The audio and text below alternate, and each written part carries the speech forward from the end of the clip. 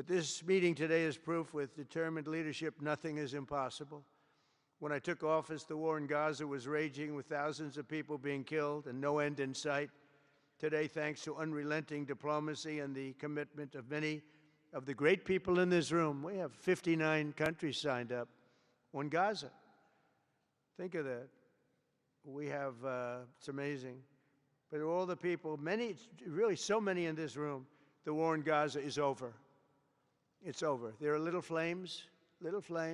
Hamas has been, I think they're going to give up their weapons, which is what they promised.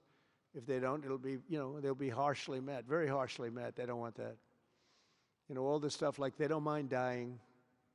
They told me that's not true. Everyone said, oh, they don't mind dying. No, they don't want to die. They said, we don't want to die. People don't want to die. The ceasefire was held, and every last remaining hostage, both living and dead, has been returned back home. Think of that. That was an impossibility. And we did hundreds of hostages, but the last 20, and I always said to Steve and Jared, I said, the last 20 are going to be very tough, very, very tough. And we got them back. We got the living back, and then we only got about 16 of the dead, and we said, well, you got to get them all. You promised them all. And they dug and dug and dug. You can imagine it's a job that's brutal. And Hamas really did a lot of that work, and you got to give them credit for that. They brought the last one home a week ago, and we got all 28 of them, living and dead. The amazing thing, because I've never seen anything quite like it, the parents of the dead, they knew their boy was dead.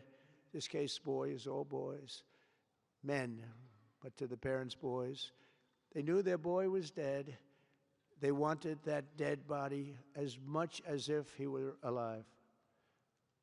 And when they got them back, there was great sadness, but there was great joy, too. They wanted it as much as the people that got their sons back alive. But we got a lot of people before those 20, Steve, what nobody talks about. But, hundreds of people.